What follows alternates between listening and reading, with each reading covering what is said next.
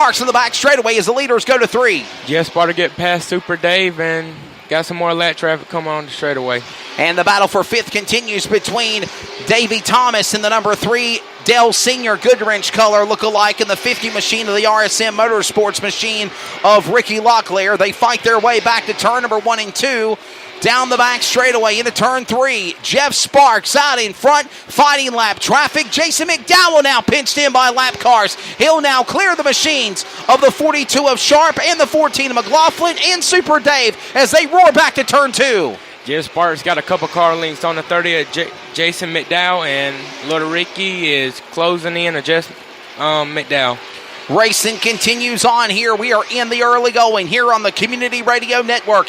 CRN Sports, a new era, formerly known as 3 and Out Radio Network. Now it is known as CRN Sports. At CRN Sports on Twitter and Instagram, Community Radio Network on Facebook. If you thought racing was exciting, we're covering to you all during the winter with football, high school football playoffs for the state championship with the Clayton Comets, my alma mater where I graduated from, along with my friend Trey Snide, producer. And in addition to that, basketball, baseball, and more. 3 and Out Sports, now known as Community Radio Network, and the CSR Sports debut is with racing. One of our biggest numbers has been with race broadcasts, and we're excited to bring it to you here at Dillon. David, Jeff Sparks, clean air now in front of him as he goes off 2. Jeff Sparks leads lap after lap, but Jason McDowell is trying to get their lap traffic and trying to catch Jeff Sparks. The race rolls on. We're in the early going here at the Dillon Motor Speedway. Championship Sunday Audiocast race coverage. Out in front now, 20 laps in, 5 laps to the halfway marker. And still leading the way is going to be car number 7 of Jeff Sparks. Jason McDowell second. Little Ricky Locklear Jr., Little Mac, he now battles for third. Those top 3 fighting for the championship. David, they're fighting for the lead as well. They're in the top 3 out of turn 4. What a perfect storyline as they exit off the corner. It's nothing better to see 3 championships right there fighting for first, second, and third. And like Jeff Sparks is pulling away from Jason McDowell and Little Ricky Locklear. Nothing better than seeing these 3 drivers, as David reiterated on, fighting for the championship and fighting for the race. Problems, turn number 3. Car number 9 off the pace, top of the racetrack, and that's going to be the machine of Austin Summers. No caution yet, but he's at a snail's pace exiting off turn 4. He'll drop his car down to the bottom of the banking now. The J.C. Summerow Company Chevrolet Monte Carlo makes the return in on the pit road, and he couldn't make it. He tried to turn on the pit road. He couldn't make it. Got to give him an A for effort, and the caution will come out. He had no choice, David Parker, but to throw the caution. He tried to turn it. I think there's something going on with the steering and problems of that car number 9.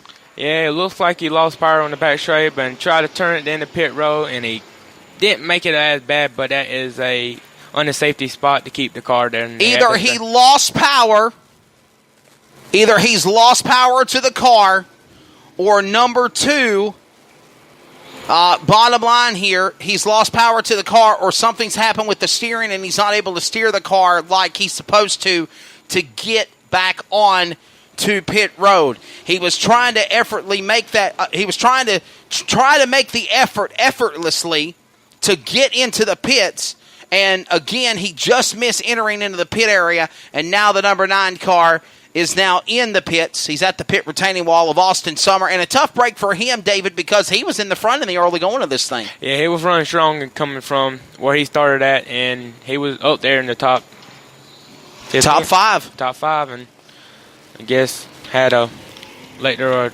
something problem with it.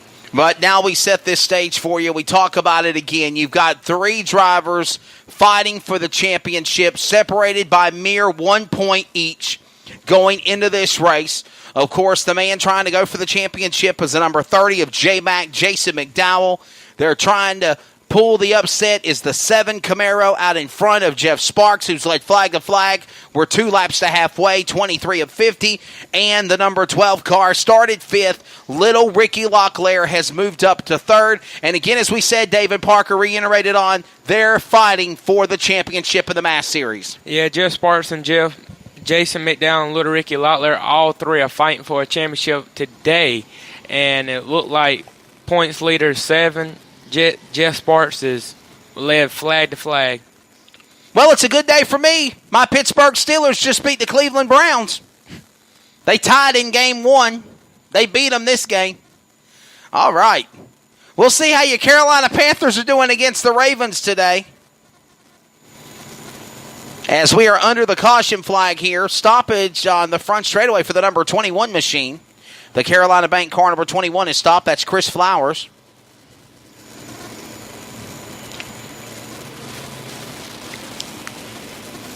Richard Lynch on number 16. Kyle Lynch, my apologies. Kyle Lynch back on pit road again. Look like Kyle Lynch will park it right there. Oh, man, that's a tough break there. It looks like Lynch might be done in the number 16 machine. Crew are around there. Someone's in the cockpit talking to him, and I can't tell if he's going to get unbuckled and climb out of the car or if they're going to send him back out. Something going on internally, as here comes Wayne Locklear in 56. He beats the pace truck back to turn 1 to stay on the lead lap. He comes back out, and something internally, David Parker on the number 16 of Kyle Lynch, and they're lifting the hood up on the Busch machine. Yeah, there could be anything wrong under the hood, but Kyle Lynch, yep. Kyle Lynch will probably have a tough day and probably might make it back out for the rest of the race. A tough break for Kyle, one of those drivers that I've always said have always been competitive and have had a shot to win here at Dillon Motor Speedway. We go under the caution flag as the number 16 entry. Looks like it might be done for. They're showing 1 to go. Caution lights are extinguished around the speedway. We will get ready for the restart. Thank you to Tanya McAllister and MPM Marketing, McAllister Precision Marketing, for being our title sponsor for our radio broadcast coverage on CRN Sports Network. You can follow all details on MPM Marketing at marketwithmpm.com. That's marketwithmpm.com. She's also sponsoring our broadcast coverage at Florence Motor Speedway next weekend on the CRN Sports Network. Green flag goes back in the air, back for the restart with 23 in of 52 to halfway, and Jeff Sparks, David, gets the whole shot on the field off 2. Yeah, Jeff Sparks to get a little push for little Ricky. Jason McDowell, the outside, would try to stay there, but he'd got a little push from Jeff Melton. But how about Davey Thomas from the rear? The black Earnhardt number 3 powers to the inside, making a move on Jeff Melton and Jason McDowell in the middle. 3 wide. The points champion stuck in the middle. The points leader, that is, trying to go for a championship, is in a 3-wide battle with veteran drivers Jeff Melton and Davey Thomas. Davey from the rear of the field has moved to 4th. He battles Melton for that spot back to turn 1.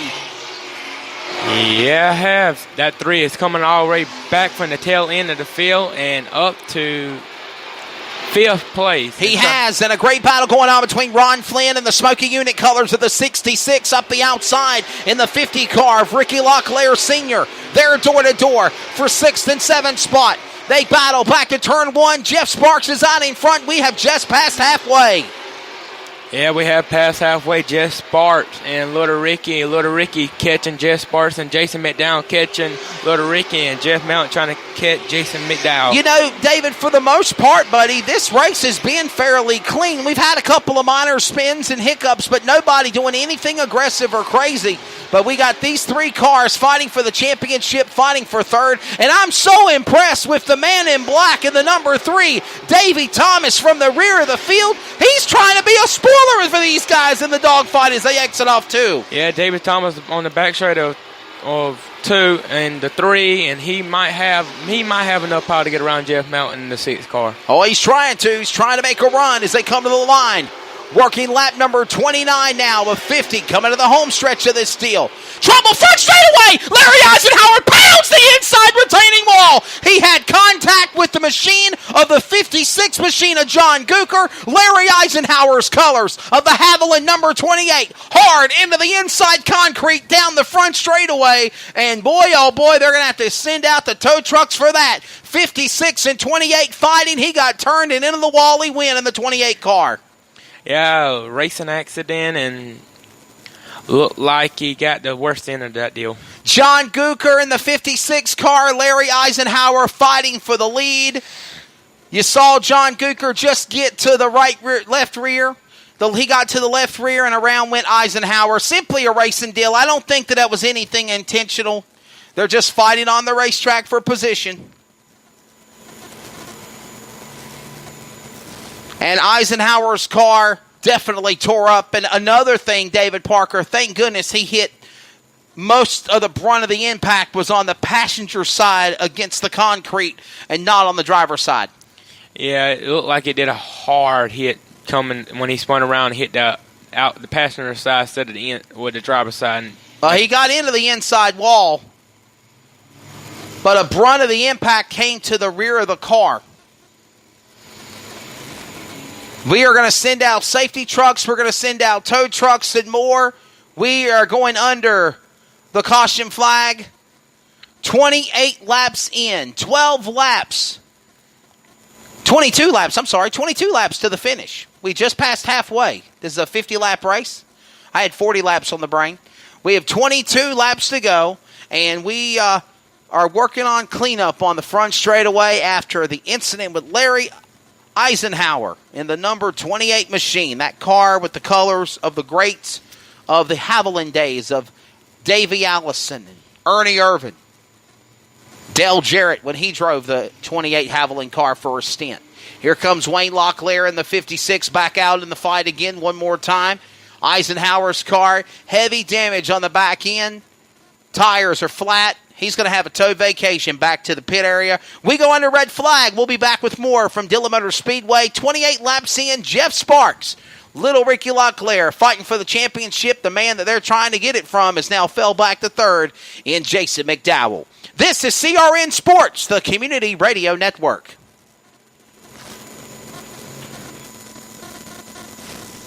Some energy drinks want to scare you.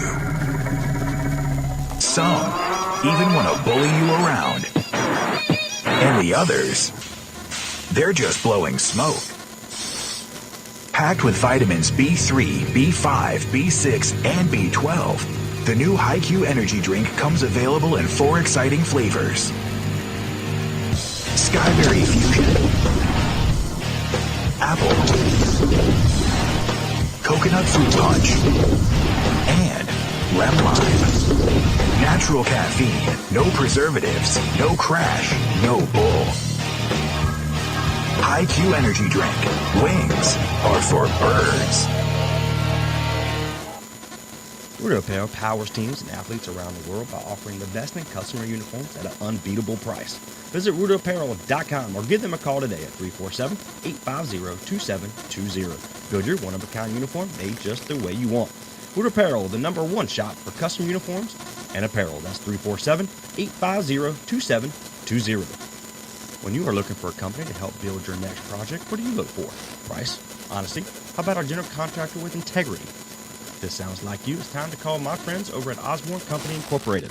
No matter what project you have in mind, the Osborne Company will get it right the first time. Just listen to some satisfied customers. Every detail was given its due attention. We have done major projects over the years, and the quality of the work given to us by Osborne was far superior to other companies. Sound like a company you want to deal with? Head over to OsborneCompany.com to see what they can do for you today. Or give them a call and talk with the friendly staff at 336-623-2111. The Osborne Company. Integrity, excellence, and value.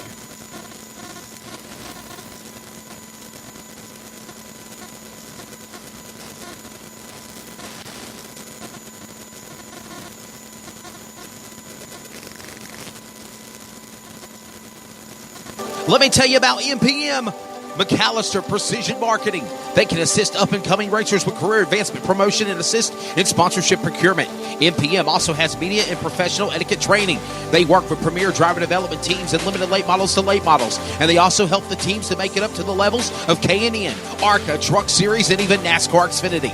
Contact Tanya McAllister today at McAllister Precision Marketing, 803-361-6199. Today, get on the board with MPM.